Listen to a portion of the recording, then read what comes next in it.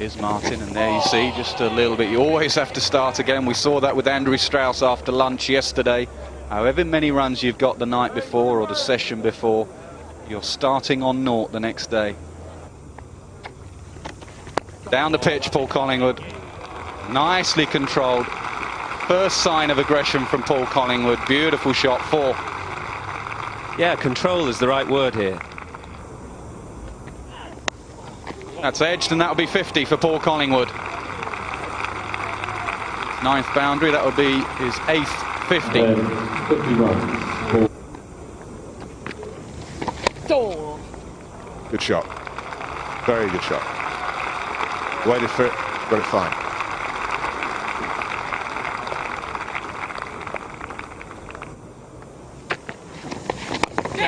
Oh, damn. We've seen that shot several times. It hasn't cleared the rope before. Ecstasy from the crowd. That's a 6.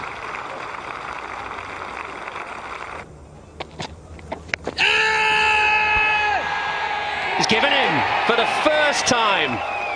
An umpire has raised his finger in the affirmative for an LBW shout, and Jacob Oram has 50 Test match wickets. Not so sure Paul Collingwood's too happy with that.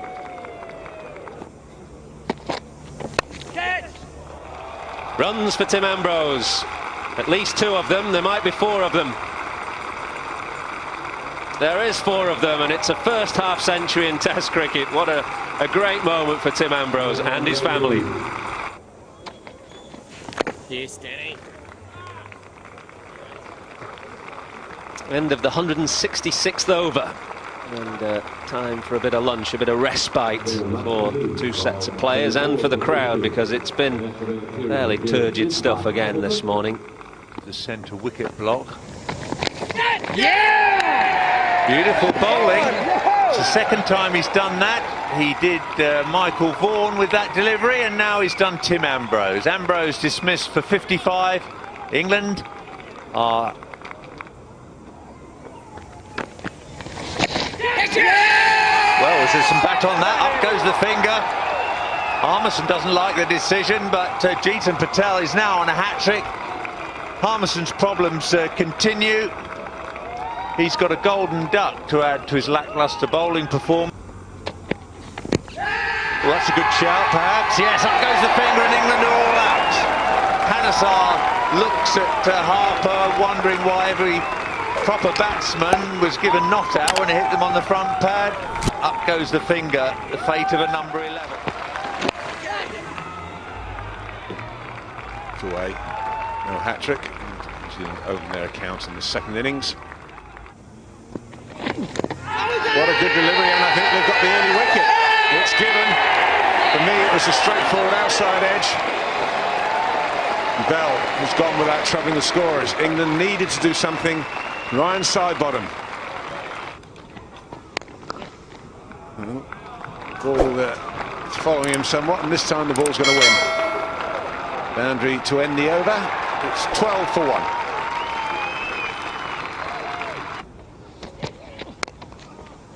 That's away through the gap. No one down at third man. So it'll be Jamie Howe's first boundary of this innings. Lightly applauded. Over the top, there's a bit of width there from Matthew Hoggard, which he will not be happy with, because what Hoggard will be striving for here is the sort of accuracy that has made him over the last few years. Good shot. Beautiful shot, just timed. Absolutely no effort, and with the most perfect straight bat. In this short innings, Stephen Fleming has timed the ball as well as anybody really in the match. He's only got 22. Get down. Through the infield. Probably just about go the whole way, it does.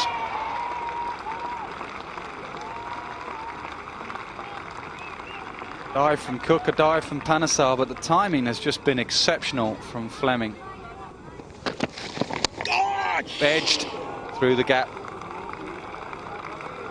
4 to Howe. Yep. What a shot. Just flicked away. Boundary brings up the 50 partnership, and it's been mainly Stephen Fleming. of 100. Flicked away, flicked fine, and flicked for 4.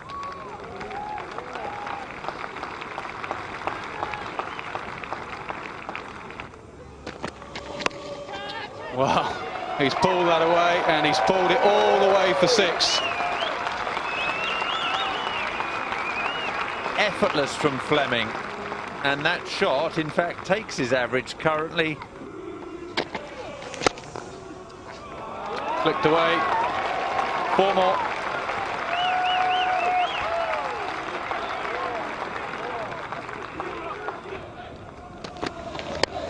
Flicked away, that's his shot, the little flick. Fleming on the charge.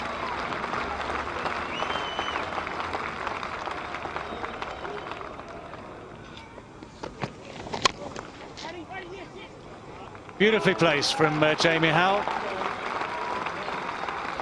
Right between Alistair Cook and Kevin Peterson. Neither of them could get across. That's been clipped high and long and beautifully taken.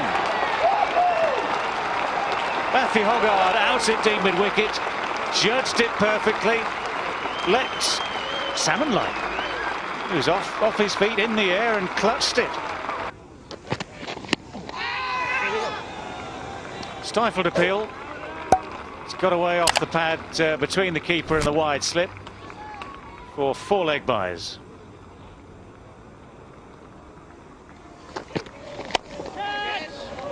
It's in the air, but he's beats the man at extra cover. Quite sure it's where Stephen Fleming intended, but he's got it out the middle of the bat again.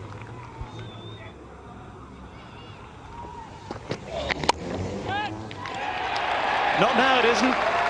It's Alistair Cook again, who's dived away this time to his left, who, as he did in the first innings, has ended the innings of Stephen Fleming just when it was going ever so nicely. And Fleming, having got to 66, once again will be wondering what might have been for Matthew Sinclair.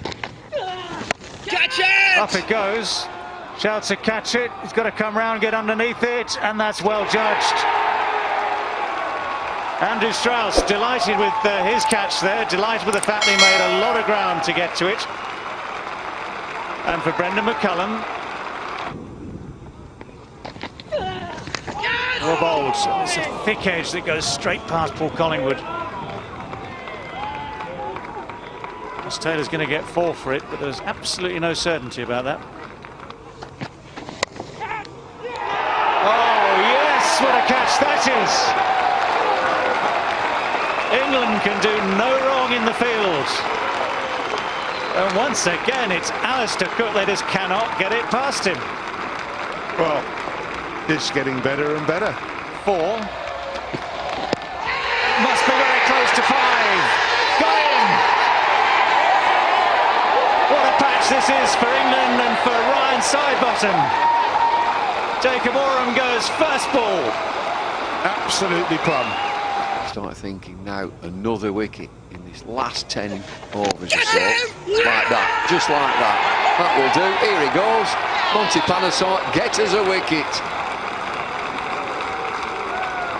Brilliant bowling from Panesar.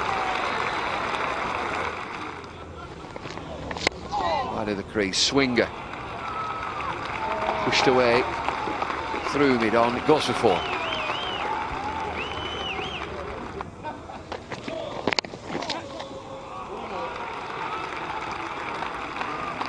Vittori gets that through the offside off the back foot.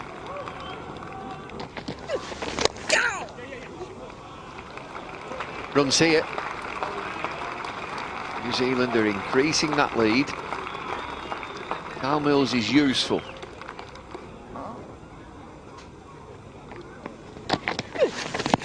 Oh, big shout, LBW gone! Panesar again, Steve Davies with his finger.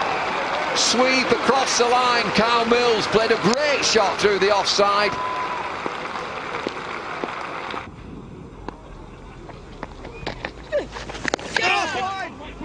More runs. Just increases that lead. It's going to go all the way. 267 New Zealand lead. end of the day's proceedings. England coming back really strongly in this game. New Zealand still lead by 269. Daniel Vettori will be saying, and that's a good lead. 2 wickets are left. Ryan Sidebottom, star of the show for England with a hat-trick. Got a 5 as well. Good effort from England.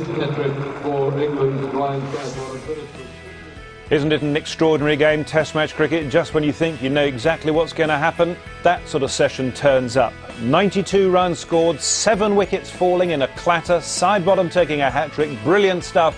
Top scorer from Fleming, 66, who looked just in a different class, some brilliant catches. It was a session which frankly had everything. It was absorbing stuff. And let's have a quick look at the bowling figures. Well, pride of place, of course, going to Ryan Sidebottom at the top there, 5 for 37. Hoggard 0 for 29, Collingwood 6 overs 0 for 20, Harmison only had another 3 after tea, 0 for 24, and Monty Panesar getting his act together and turning in probably his most commanding performance for a long time, picking up 3 for 33, and it means that going into the 5th and final day with 2 wickets in hand, and one of those is Chris Martin, New Zealand have got a lead of 269.